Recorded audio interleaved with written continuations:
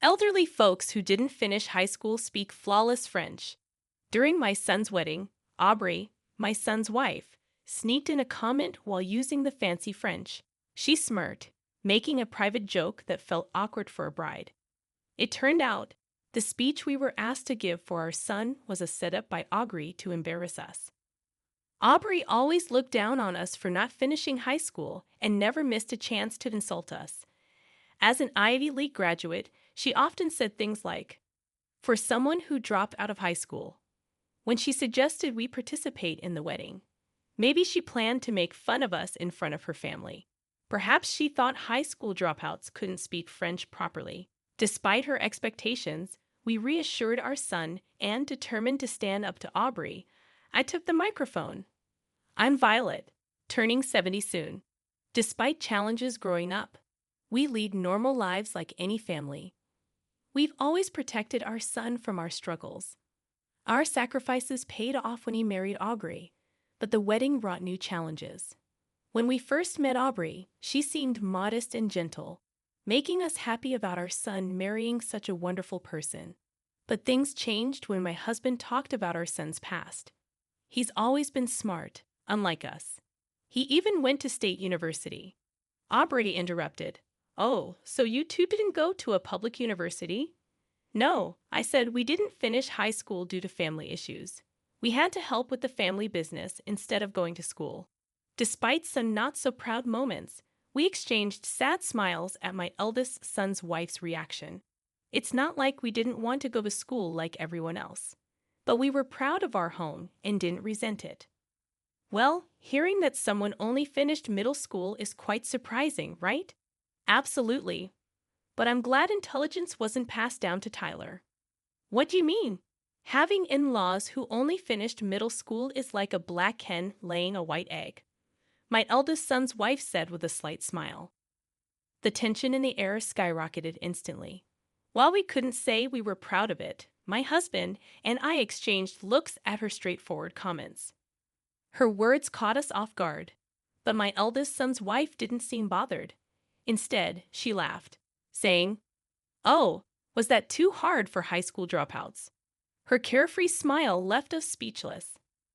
Trying to give her the benefit of the doubt, we thought maybe she didn't mean any harm and held our tongues. However, her words and actions showed nothing but disdain, as if she was looking down on us. It seemed she viewed us as pitiable, uneducated in-laws just because of the term high school dropouts. From then on, her attitude worsened, and she made hurtful comments whenever she got the chance. "You two tied the knot pretty early, huh? Probably because you had nothing better to do." "That's not true. We got to know each other and then decided to marry. It was a time when you could choose who you loved. But marrying another high school dropout probably means you could only find someone at your level, right?" Aubrey said, her words filled with malice and a mocking smile. Despite our warnings about her behavior, she continued acting as if we were arrogant and didn't seem to listen. Around Tyler, our eldest son, she put on a decent act, but in his absence, she became bold, openly expressing her criticisms. Sure, my eldest son graduated from an Ivy League school, but her conduct showed that academic achievements don't necessarily reflect one's character. As the wedding preparations advanced, her attitude deteriorated. During dinners at our home, she made comments like, "Oh, even someone with just a middle school education can cook, huh?" Observing the meal I prepared, she once remarked, "Even with just a middle school education, you live in such a nice house. Maybe it's because your son is so accomplished." Her tone implied that we were somehow dependent on my eldest son. "Aubrey, please show some respect to my dad. This house was bought with his hard-earned money. Tyler is kind, and maybe he helped, but don't be disrespectful." Even when Tyler noticed and tried to intervene, Aubrey brushed it off, saying, "I didn't mean any harm," while smirking at us. When I looked into her condescending eyes, all I felt was malice. Even when my eldest son tried to correct her, she assumed I had tattled on her and seemed annoyed. He couldn't possibly earn enough to build a house just because he dropped out of high school. That's what my friends say too. To make things worse, My eldest son's wife spread unfounded rumors in town, suggesting that we were living off our son's earnings and enjoying a luxurious life at his expense. Her insensitivity had pushed us to our limits. Don't expect me to take care of you just because I married your son, okay? I joined Tyler's family to avoid dealing with burdens like you. You're preaching to the choir. We wouldn't want someone who can say such harsh words to look after us anyway. You're in denial. By the way, I hope you've let go of the idea of depending on Tyler. Please stop being a bother. No matter how many times we explained, Aubrey remained convinced that we planned to keep relying on my eldest son, continually reminding us. Each time we met, even after clarifying our intentions, she wouldn't listen, leaving me with nothing but sighs. As the tension around the upcoming wedding grew, Aubrey approached us with a request. She wanted us to give a speech as part of the wedding entertainment. Since we took some money from you both for the wedding, we'll let you attend. But in return, can you do me a favor? And I want it to be a surprise for Tyler. It's a bit last minute to tell me this, you know. I forgot. I'm sorry, but it's already scheduled, so I can't change it. A speech, huh? Well, if that's all you want, I guess it's fine. Despite her sharp words, I accepted that arguing was pointless and reluctantly agreed. Despite the request for a 10-minute speech from the groom's parents, we were doubtful but went along with it. Surely she wouldn't try to cause trouble during the speech. Just as I had that thought, upon hearing my response, Aubrey narrowed her eyes and grinned mischievously, saying, "Great. So I'll need the speech in French tomorrow." French? Why in the world? I asked, taken aback, and she looked down at me with a smug expression. Seeing that expression, I once again realized her malicious feelings towards us, and it left me truly disappointed. Many of my friends, like me, are Ivy League graduates. I don't want to be judged because my in-laws dropped out of high school. But even if they can relate, there's no reason the speech has to be in French, right? Consider how the other guests would feel. Fine, I guess French might be too much for high school dropouts. It must be embarrassing to make excuses, huh? With her persistent sarcasm and forceful demeanor, she left us with a warning to keep our promise and walked away. I exchanged a troubled look with my husband, and he simply shook his head in silence. While we were contemplating our next move, a call came from Tyler. "Mom, are you okay? Is everything all right?" "Yes, everything's fine." "What's up?" "I heard from Aubrey that you guys are going to help make the wedding special." I was worried she might have caused more trouble for you. He sounded apologetic as he said that, showing concern for Aubrey's excessive behavior. I wonder if choosing Aubrey as my life partner was a mistake. I never thought someone could change so much just because of their educational background. My eldest son expressed doubts, and it was painful for me to witness. Someone who never bragged about his education and grew up to be a kind-hearted person. Without further worry, my husband and I exchanged a knowing glance, nodding in agreement. "We're okay, honey. Don't stress. Just look forward to the wedding," we'd assured him. With that, we started preparing our speech, determined to show Aubrey our true selves. The next day, we headed to the wedding venue. On the wedding day, everything appeared to be going smoothly, except for the occasional glances and sneers from Aubrey's friends seated on her side. Even when we crossed paths in the corridor, they deliberately bumped into my shoulder without a simple greeting. Without an apology, they moved on with scornful smiles, leading me to believe they might have heard things about us from Aubrey. "Violet, are you okay?" "Yes, I'm fine." I could sense they had been briefed on something, but even then, their rudeness was quite evident.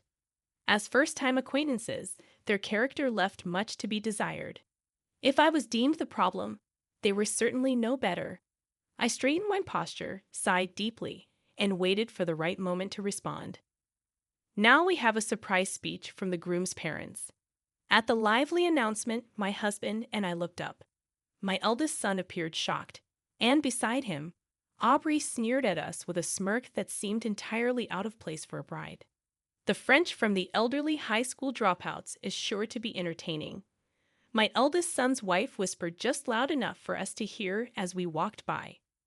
I had half a mind to slap that smug face, but I restrained myself and took hold of the microphone. After a brief moment to gather myself, I began my speech. First, let me share a little about us. As I started, I noticed from the corner of my eye that Aubrey's eyes widened in surprise. She likely expected a disappointing speech in broken French from the grandparents. While our fluency might not be native-like, it's safe to say we exceeded her expectations. My husband, seated beside me, went on to showcase proficiency in several other foreign languages, not just French. Witnessing Aubrey's wide-eyed and stunned expression, I couldn't help but smirk. How can you give such a speech? It's strange considering you didn't finish high school. Please don't judge a book by its cover, or in this case, by one's education. I replied softly and continued with my speech. I openly delivered it in French, addressing my eldest son's wife's disapproval of our educational background. I shared how she had unexpectedly requested the French speech the day before, emphasizing her demanding attitude as if this were the least we could do to attend the wedding. I even brought up her past insults towards us. I had much more to say, but my speech was cut short due to a flustered interruption from Aubrey. Nevertheless, the murmurs and whispers in the crowd, along with the shocked look on Aubrey's face, made me feel that revenge was achieved. Sorry for that little commotion. It was a surprise speech from the groom's parents. Thank you? No, thank you. And may I say, your pronunciation was impeccable. Did you study abroad? No, to our embarrassment, we dropped out of high school. While it's true that we didn't finish high school, my decision was driven by the need to support the family business. As for my husband, despite completing only middle school, he not only provided for his family, but also rose to become the CEO of a successful company. He climbed the ranks through relentless work, eventually establishing his own company and acquiring the necessary knowledge on his own. Skipping formal education was inconsequential for him. We crossed paths by chance through work, and understanding the similar challenges I faced, he stepped in to assist with my family's business. Thank you for helping our family. I can't express my gratitude enough. If you appreciate it, why not join us? Having someone who has faced similar challenges would be reassuring. That's how I joined my husband's company and continued working even after we got married until my retirement. Since the company had operations overseas, both my husband and I became fluent in French. I concluded with a smile to Aubrey. The bride requested us to deliver this speech in French at this beautiful venue. She arranged this opportunity so that my husband and I, who only completed middle school, wouldn't be looked down upon by her and her highly educated friends, some of whom graduated from prestigious universities like Harvard. Despite her request for a French speech, it seemed she couldn't fully comprehend it. Perhaps she struggled to understand our earlier speeches as well. Her earlier outbursts appeared to be fueled by her disdain for witnessing our fluent French. As I waved cheerfully, Aubrey responded timidly. Her usual sarcastic remarks vanished, and she remained silent, looking down for the rest of the event. Guests from my eldest son's wife's side seemed to grasp the speech better than she did. Their smiles from moments ago quickly faded. Aubrey's parents looked equally distressed, and the celebratory atmosphere swiftly shifted. After the ceremony, they hurried over to us, revealing their professional ties with my husband's company. As we were leaving the venue, they intercepted us, compelling my eldest son's wife, still in her elegant dress, to apologize. They, too, offered sincere apologies, and we tried our best to reassure them. Our daughter behaved terribly, and we are genuinely sorry. It's okay. In every family, people are different. I had no idea. It was unexpected. Well, maybe you never really paid attention to what I said. You were so proud, saying a black hen lays a white egg. When I disclosed the incident in front of her parents, both turned red and glared at their daughter. My eldest son's wife's complexion worsened even more. We'll make sure she reflects on her actions and discipline her appropriately to prevent a repeat. That's fine. She's now part of our son's family. She expressed a desire to distance herself from us. To make matters worse, tears welled up in my eldest son's wife's eyes. Her parents seemed formidable. But that was not our concern. Additionally, I heard of her friends had severed ties with her, believing baseless rumors, saying, "We thought you had terrible in-laws with just a middle school education." She must have felt embarrassed for getting entangled in all that. Why is this happening to me? If Tyler had told me, none of this would have happened. I did tell you. They had enough earnings to build a house and didn't need financial help. They even covered all of my college tuition. Yeah, you never really listened to me either. With those stern words, Tyler turned his back on her. Though typically mild-mannered, Tyler had reached his breaking point with the situation and was even contemplating divorce. Abandoned by relatives, friends, and even my eldest son, Aubrey found herself completely isolated. A few days after the ceremony, despite serious contemplation of divorce, it appeared they were still trying to work things out in their marriage. Despite being abandoned by my eldest son, Aubrey seemed to be working tirelessly, as if she had transformed into another person. "Violet, can we please put the past behind us and get along again? I don't recall us ever getting along in the first place." Although she seemed remorseful in front of Tyler, she often approached us, feigning apologies. Being one to hold grudges, I chose to ignore her attempts to mend ties with my eldest son and our family and kept my distance. Who was suggesting cutting ties, do you think? Oh, come on, stop pretending and lend me a hand, will you? Always nagging. You're the most spiteful person. Why, thank you. Trying to showcase an old couple's French skills was quite a move as well. Unhappy with my response, a frustrated Aubrey glared at me with her unapologetic attitude. It seemed our relationship might be irreparably damaged soon. Regardless of the difficult position it put her in, I wondered about the source of her high pride. She looked down on us and was unwilling to reflect on her actions. Recently, a relative who had recorded the wedding sent us the footage. When it reached my speech, we clearly saw the surprised expression on the bride's face and burst out laughing. School isn't the only place to learn. Maybe I should try picking up something new. Why not? Perhaps I'll join you. We decided to head to a bookstore together to search for study materials.